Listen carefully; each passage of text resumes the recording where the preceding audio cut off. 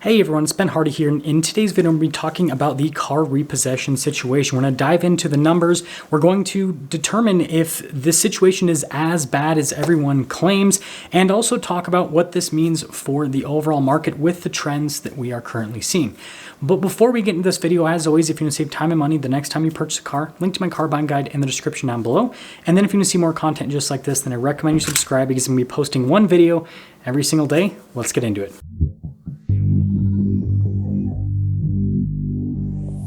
Let's first dive into the numbers before we talk about what this whole car repossession situation is going to do to the market. So first off, Manheim Auction states that over the course of 2022, car repossessions increased by about 11%. However, they are still 26% lower than pre-pandemic levels. And so although car repossessions are on the rise, they're not as high as what we saw prior to the pandemic. And if we look at a graph made by Fitch Ratings, I think that this will perfectly show what we've been seeing historically with car repossessions. So during the dot-com bubble crash, car repossessions spiked to about 6%. So 6% of people that took out an auto loan had their car repossessed. Prior to that, the car repossession rate was very, very low. I mean, it was like almost non-existent. Now, after the whole dot-com bubble crash kind of calmed down, car repossessions also calmed down, and they hovered right around the 2 to 4% range depending on the year. Now, when the 2008 housing crash happened, car repossessions jumped to over 4.5%. And then they kind of calmed down again to that 2 to 4% range after that. Now, after 2015, they started to rise quite substantially. And just before the pandemic happened, car repossessions were again at 6%. And so this matches what we saw during the dot-com bubble crash. Now, if you guys are wondering, today what we're seeing is that car repossession rates have still not reached 6%, but we're getting pretty dang close. Now, the next graph I quickly want to dive into is the federal funds rate. Now, the federal funds rate is pretty important when it comes to auto loans because if the federal funds rate is higher, then generally auto loans will go up. And then if the federal funds rate is lower, then auto loan rates will go down. Now, if we look at the graph from the 1990s to today, that kind of we can, hypothetically overlay over the last graph that we looked at, then what you'll see is that the federal funds rate was higher when repossessions were also higher. And then when repossessions were lower, the federal funds rate was also lower. So the thing that is most interesting is it's not like the state of the economy that shows whether or not car repossessions are going to increase or decrease. It's more about the federal funds rate. And the perfect example is from that 2015 till 2019 time period. Because again, repossessions were on the rise during that time period. But if you existed within the economy during that time period, then you know that it wasn't a bad economy. The economy was doing just fine, but the Federal Reserve decided to start increasing rates during that time period, and repos naturally increased as well. So with this information, I think it's pretty safe to come to the conclusion that, well, as interest rates increase, car repossessions are going to increase. And this actually makes a lot of logical sense because first off, with new car purchases, about 85% of people that purchase a new car are going to finance it. Whereas with used car purchases, it's about 40%, but that's still a pretty big chunk of people. And so if interest rates increase, then that means that most new car buyers and a lot of used car buyers are going to have to spend more money on their new or used car purchase, which means that a lot of them might decide to no longer buy a car. And if you have a lot of people pulling back and no longer buying cars, then that is naturally going to put downward pressure on the entire car market, which means prices are going to have to come down. And then that puts people that currently have an auto loan in a worse position where their car is now going to decline in value at a much more rapid rate compared to what you would experience in a market with lower interest rates, which means that the potential for them being upside down increases. And so if that person is put in a position where they can no longer make their payment, well, they can't just turn their car in because now they owe more money on their car than what their car is worth. And so that leaves them with two options: to either keep making payments on their car, or instead to just stop making payments and to have their car repossessed. And again, to go back and look at those graphs, you got to remember that not all, but most of the increases in interest rates coincided with market downturns where job availability generally is going to be less. You're going to have a lot of layoffs, so people just are going to be making less money in general, which means that that's going to push a lot more people into a position where they can't afford their car payment anymore because they had a job 6 months ago and now they don't.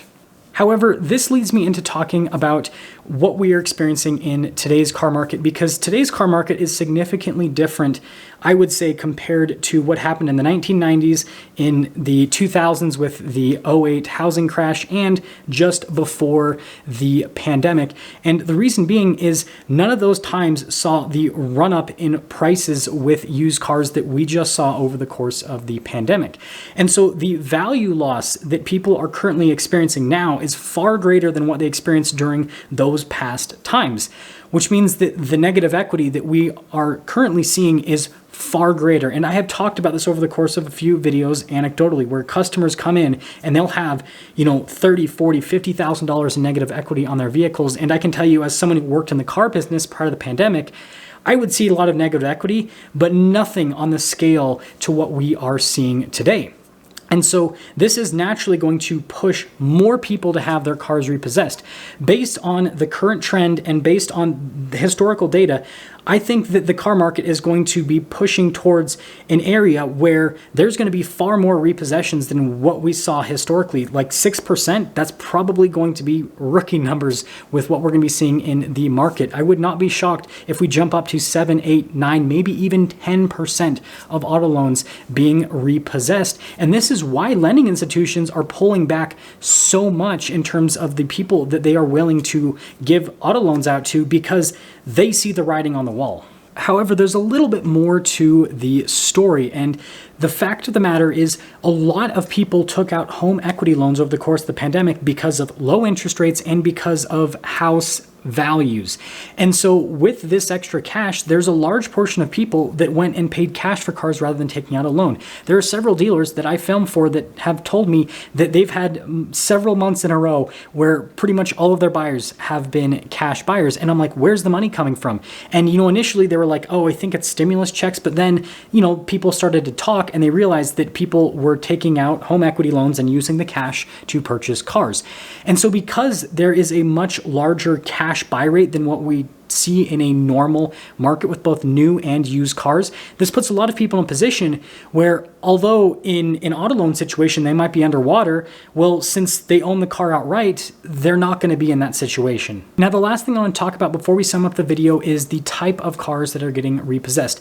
Now, this is a little bit more anecdotal, but I have talked to several people that are in the business of, picking up repossessed cars, and what they have told me is that most of the cars that they are currently repossessing are cheaper cars, in the sense of they're typically like $30,000 or under. And I think that this is very important for how this situation is going to affect the overall car market. But yes, I do need to mention that there are some more expensive cars also getting repossessed, but the rate of expensive cars compared to less expensive cars, it's pretty minimal. So with everything that I've learned from people that are inside the industry and from the data, I'd have to say that this car repossession situation is only going to, increase over time, is the best way to put it. Repos are on the rise currently, and they're going to continue to be on the rise. And again, don't be shocked if the repossession rate spikes above what we have seen over the course of the last 20 years because of how high used car prices got over the course of the pandemic. However, I do not think that the situation is all bad news, because most of the cars that are getting repossessed are more affordable cars. Now, yes, repossessed cars are generally not as good as non-repossessed cars because, well, if someone's not making their car payment, they're also generally not maintaining the car, and a lot of times they'll just frankly beat up the car because they don't care. They're like, hey, someone's going to come and pick up the car, so whatever, I'll just trash it before they pick it up. However, we're going to see more and more affordable cars flood auctions because of this repo situation, which means that this is going to put downward pressure on the affordable car market, which I think is very important, because if you talk to anyone that sells cars that are $10,000 and under or $20,000 and under, they will tell you that they cannot get enough inventory, that they're still having to overpay for cars a massive amount because of how much demand there is for cars in that price category. And so although this repossession situation is going to be bad for lending institutions and it's going to be bad for the people that have their cars repossessed, for those of you that are looking for a more affordable car, it's actually going to make it so the market is a lot more appealing for you, because you're going to have more options, and you're going to have more options at a more affordable price range. And also for used car dealers that deal with these cars, well, since there's going to be more cars in the market, they're going to be able to pick up cars for cheaper amounts. And so used car dealers are going to be able to go from having to overpay massive amounts for cheap cars to being able to do what their old business model was, where they go and buy a car for $250, $500, and then they go and sell it for $5,000 to some sucker. But anyways, that is going to sum things up for today's video on the car repossession situation. Let me know if you guys like videos like this that are a little bit more data heavy. I think they're more exciting for me to make because this is the stuff that I nerd out over. Anyways, I'll see you.